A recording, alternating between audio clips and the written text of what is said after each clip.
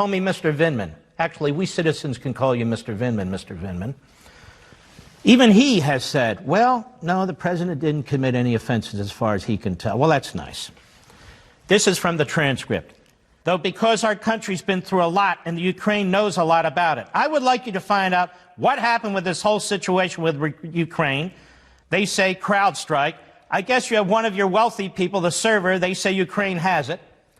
There are a lot of things that warning yourself with some of the same people.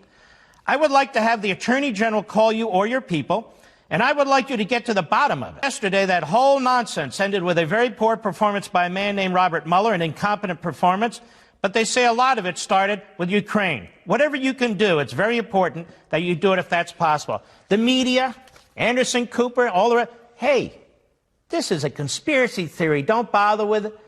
None of the Democrats on the committee have wanted to look into this. Not one of them. What is the president talking about? Why is he so focused on 2016? Stick with me. Politico, Ogle, efforts to sabotage Trump backfire. That's their headline.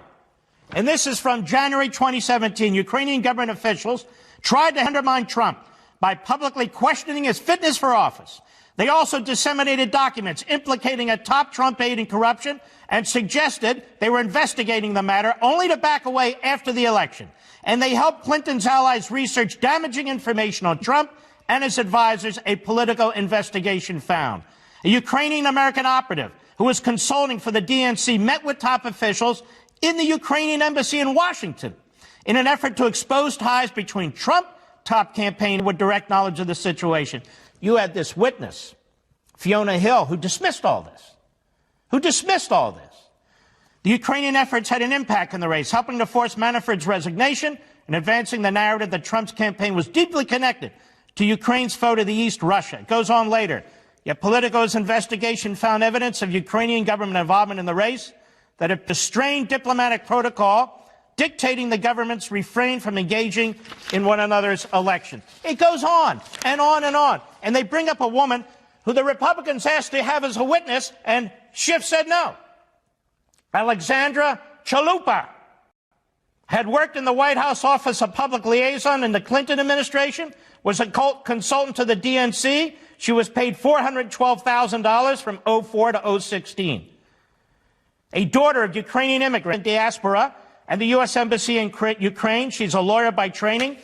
And it goes on and on and on. Now, why is she important? Why is she important?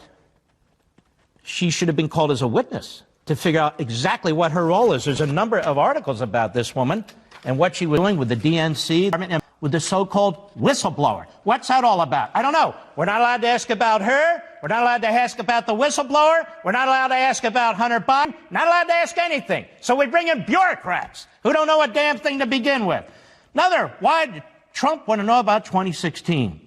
New York Times, secret ledger in Ukraine lists cash for Donald Trump's campaign chief. Bottom line, they had what's called this black ledger, and people in the government were leaking it to the purpose of embarrassing the president. The president eventually had to let his campaign manager go, and they were digging as much dirt as they could on Manafort and his consulting business over there. New York Times, to the Associated Press, and others. For example, the New York Times piece is very long, has headlines like mysterious payments. It has offshore